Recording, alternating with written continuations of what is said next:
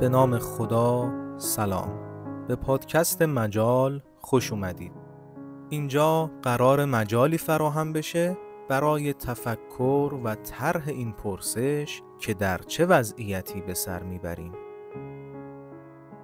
مطالبی که توی این مجموعه تقدیم شما میشه بیش از اینکه پاسخهایی برای آرامش ذهن باشه، زمین ساز پرسشگری و درد تفکره.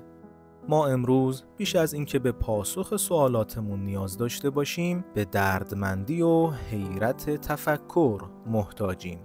مجال قرار از طریق سایت سرای هنر و اندیشه، کانال وارستگی و پلتفرم‌های انتشار پادکست منتشر بشه. توی این پادکست به مناسبت‌های مختلف به موضوعات متفاوتی پرداخته میشه. برای هر موضوع فصلی باز می‌کنیم و به مرور تکمیلش می‌کنیم. این اپیزود اولین قسمت از فصل مواجهه ما با غربه. برای ما طرح پرسش و تحقیق در نسبت با غرب متجدد یک ضرورته. یعنی اینطور نیست که این پرسش در ردیف بقیه پرسش‌های روزمره باشه. یه جورایی میشه گفت بودن ما به این پرسش گره خورده. پس باید روشن کنیم که این ضرورت چیه و ما چه نیازی داریم که تجدد غربی رو بشناسیم. از قرنها پیش محصولات صنعتی و تولیدی و فرهنگی غرب ابتدا به صورت سلاح گرم و کالاهای مصرفی و بعداً به تدریج به عنوان آراء و نظرها و حتی در مواردی به عنوان اصول و احکام شبه اعتقادی به ما رسید و احیاناً بعضی قواعد و احکام غرب در میان ماها صورت مسلمات پیدا کرده. برای همینه که چون و چرا کردن در مورد اون اصول تعجب برانگیزه. مثلا اگر یه نفر بگه اصل پیشرفت و تکامل یکی از اصول غربیه و انسانها قبل از مواجهه با عالم غربی اصلاً چنین نگاهی به جهان نداشتند، همه تکذیبش میکنن چون در یکی از مسلمات شک و شبهه کرده. میدونیم که امروزه همه مردم جهان با اصول و قواعد و رسوم غربی و شیوه زندگی جدید عمرشون رو میگذرونن. مردم جهان بیرون از جغرافیای تجدد هم تو نشست و برخاست، خرید و فروش، رفت و آمد و به طور کلی تو سبک زندگی فرنگی مآب شدن. این فرنگی مآب شدن اختصاصی به یه گروه خاص نداره. پیر و جوون، زن و مرد، عالم و جاهل، متدین و لاابالی بدین، حتی شهری و روستایی تو این مسئله با هم تفاوت چندانی ندارن. وقتی نظم تجدد توی اروپا برقرار شد، نه فقط همه جهان رو متوجه خودش کرد، بلکه یک نیروی گسترشی درش بود که اون رو به همه نقاط زمین برد. گرچه جزئیات افکار و آراء غربی مورد قبول قرار نگرفت، اما اصول و مبادیش نه فقط در نزد اهل فضل و دانش و سیاست مقبول افتاد، بلکه اصل غالب و حاکم بین همه مردم شد. اصل پیشرفت و تکامل رو همه پذیرفتن. این قول و رأی هم که انسان میتونه جهان رو تغییر بده و باید هم تغییر بده، که ما تو فلسفه بهش میگیم اصل سوبژکتیویته یا با مقداری تسامح خودبنیادی بشر، بیچون و چرا پذیرفته شد. اینجا یه مشکلی پیش اومد. اون هم آشفتگی و پریشانی در روح و فکر و عمل مردم غیر غربی بود. مردمی که به آداب و سنن مخصوص خودشون اعتقاد داشتن و بهش عمل میکردند، الان دیگه اصولی رو پذیرفتن که اقتضاهای دیگه ای داشت. انسان‌ها بر وفق اصولی که دارن عمل میکنن. قواعد و رسوم هم همه به اصول برمیگردن.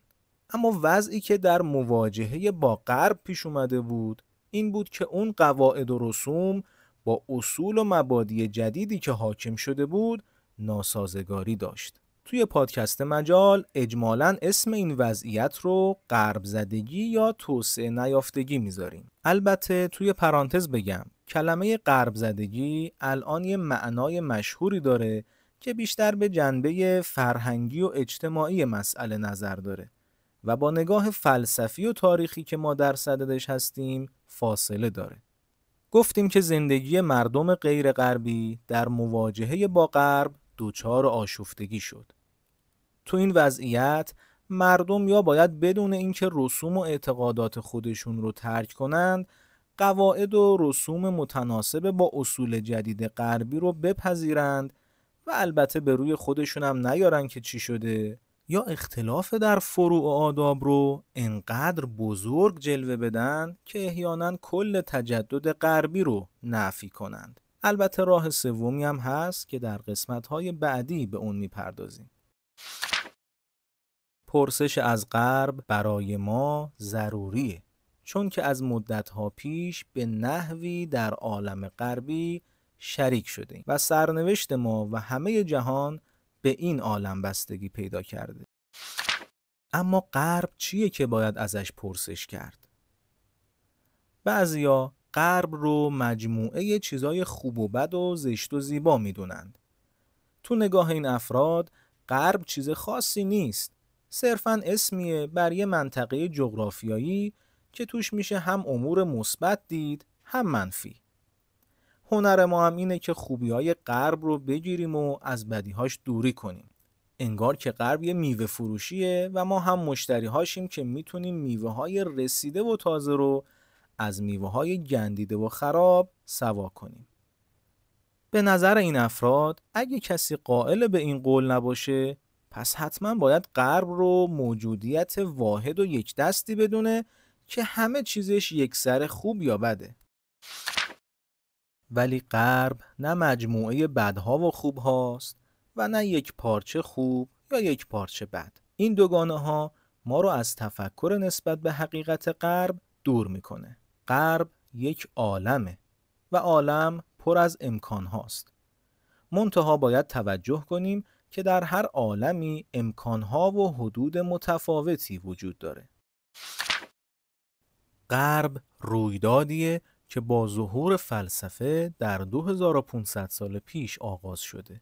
البته توجه کنیم که تاریخ فلسفه ادوار مختلفی داشته و ما الان در مرحله بسط تام و تمام غرب هستیم.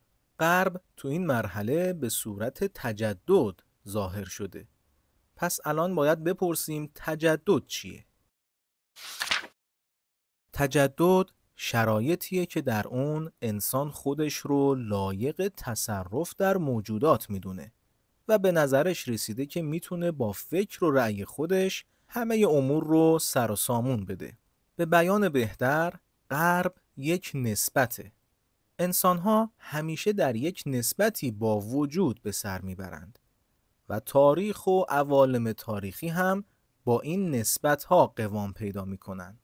غرب عالم یا نسبتیه که انسان در اون خودش رو مرجع علم و عقل و قدرت و ملاک خیر و زیبایی میدونه. یه نکته رو توجه کنیم که وقتی صفاتی رو به غرب نسبت میدیم، تصور رایج این میشه که غرب موجودیتی داره مثل بقیه موجودات. البته این تصور غیر عادی هم نیست، چون وقتی صفتی رو به چیزی نسبت میدیم قاعدتاً موصوف باید یک موجود باشه، ولی غرب رو یه موجود از سنخ موجوداتی که میشناسیم نباید دونست. غرب یه موجود متعین نیست که توی جای معینی قرار گرفته باشه و بشه بهش اشاره کرد. مسئله مهم ما در شرایط فعلی اینه که در باب غرب و وضعیت خودمون در عالم غرب زده فکر کنیم. قدم اول هم اینه که بدونیم این مسئله یک قضیه صرفاً سیاسی نیست. وقتی به غرب نگاه تاریخی میکنیم به این معنی که غرب رو یک عالم و نسبتی بدونیم که در عرض بقیه عوالم و نسبت هاست، نه اینکه کمال تاریخ‌های گذشته باشه. طبیعتاً نمیتونیم معتقد باشیم که عالم غرب مطلق و جاودان باشه. البته مطلق ندونستن غرب به معنی مخالفت و ستیزه با اون نیست. باید بدونیم که ماهیت غرب رو با مبارزه سیاسی نمیشه تغییر داد. برای همین اگر میخواید از غرب پرسش کنید، باید از سودای ستیزه فارغ بشید. سایه غرب بر همه جهان گسترده شده و الان همه عالم با عقل غربی فکر و زندگی میکنه.